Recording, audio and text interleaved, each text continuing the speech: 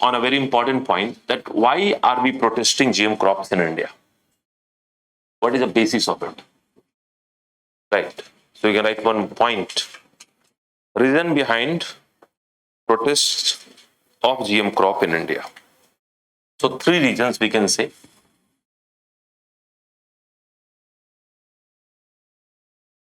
Right. The first is called commercial reason. Commercial. The second one is environmental. These two make the biggest chunk of the protest. And the last one is health. Health has gone to the last one.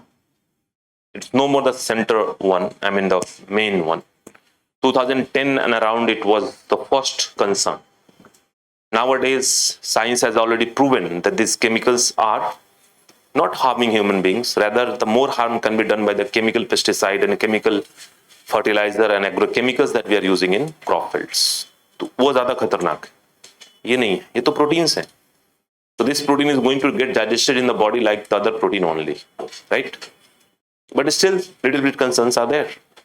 अब concerns में क्या है ना? Concern should not be. We are not scientists. We should not think like a scientist. Rather, it's a people's concern. So biggest people concerns are these two, commercial and environmental. In DMH11 also, the biggest concern is what?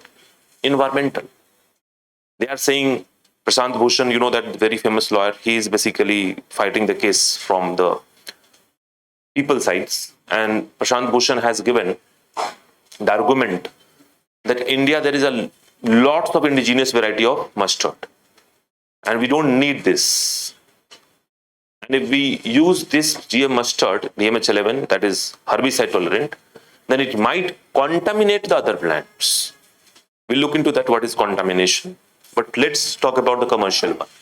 In commercial one, it is always said that GM technology or BT technology or any GM crop is basically going to benefit the big farmers.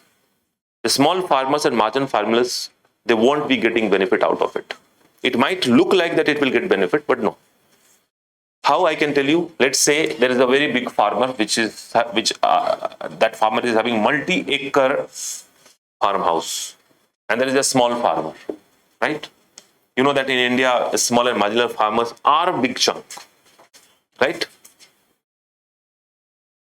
Now, you allowed a DMH11. DMH11 came into the market. So this farmer is waiting. This farmer and a big one. That farmers are basically waiting for DMH11. Because in this mustard crop field, management of weed is very difficult. You cannot sprinkle glufosinate. So when you are preparing the crop field before sowing, you have to put a lot of hard work. These big farmers are not doing the hard work on their own. They're hiring laborers for it. So first labor cost, when we are preparing the crop field, let's say agar labor cost is 10,000 rupees, then it will be in that way it will be 15,000. So little increase in labor cost. If glufosinate is there that can be used in case of DMH11, then obviously preparation of this cropland will not require that much intensive labor activity. It will save some money. This farmer, marginal and small farmer, are they hiring any labor? They are labor in their own field. So they're not hiring any labor. Whatever need to be done, they're doing by their own. Entire family is engaged in that business, farming, right? Second thing, that this guy, he will ask, go and buy DMH11. So one, it is going to get the DMH11, let's say. So earlier he used to buy seed for 10,000 rupees, but now it is going to buy seed for 15,000 rupees. New seeds will come with the FT price. So plus 5,000 rupees he has spent on the seed.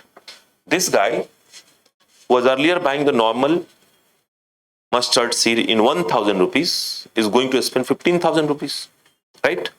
So here also the plus 500, right? This is 5,000, this is 500, right? Perfect. Now it's not only seed. With the seed, you have to buy the glufosinate also.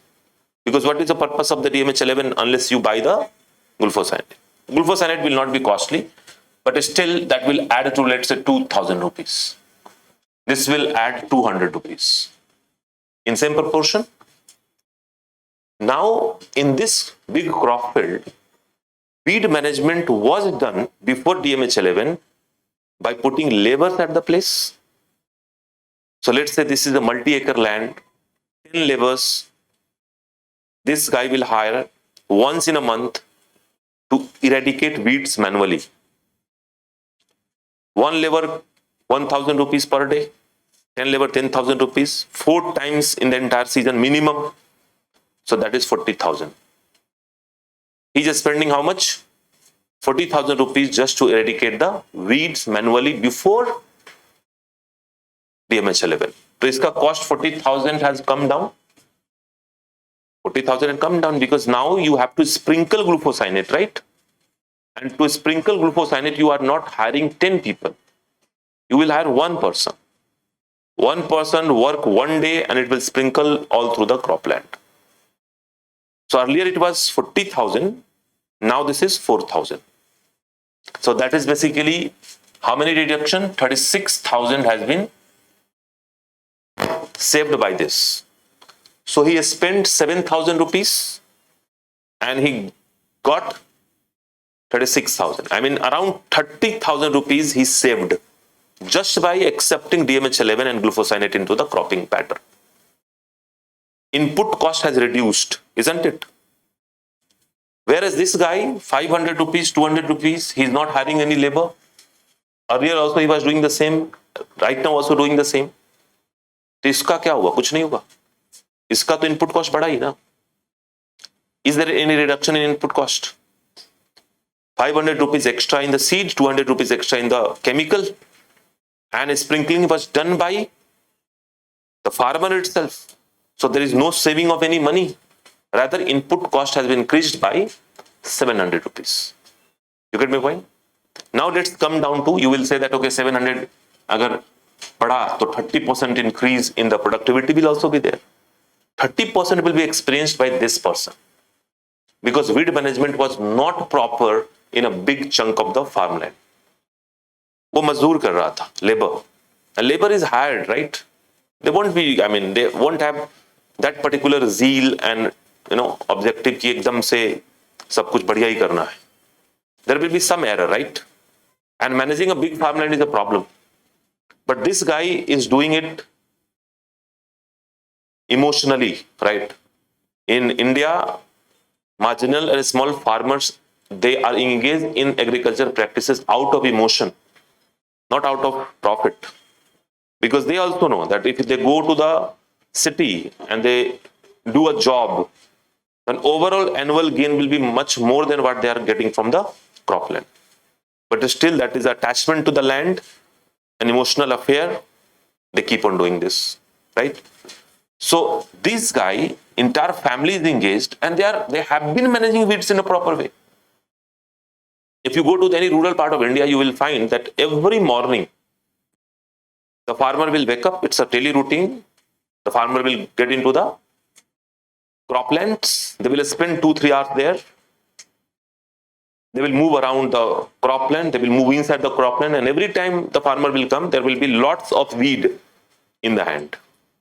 So wherever they see the weed, they will pluck it out. And that is not by the farmer. Every family member is doing on a daily basis. So the weed management is already being done perfectly. So here they will not experience any production gain, but this will see the production gain. So here input cost has been decreased and output is increased. Here input cost is increased and output remain same. Now you will say that, okay, then we can do one thing, DMH11 and then Varuna, normal Varuna. Both will be available in the market. It should be there, but what is the way out? You know that marketing forces, how they act. I mean, marketing forces, they act like the profit is more, the seller will be interested in selling it more. So they will push it. कि लेके जाओ ये DMH11, because in DMH11 there are high margin and also you are selling glufosinate. So why this agrochemical and agro stores will promote Varuna. Taker of Varuna will be less and obviously taker of DMH11 will be more. उसके orders ज़्यादा आ रहे हैं, big farmers उसी को ले रहे हैं. So whenever you have to, you see a particular gain in a particular thing, then even the marketing forces act for that and they will push it. For that we need to make the farmers aware. That is why there is one thing going on, that what is a way out to deal with the due benefit to the small farmers.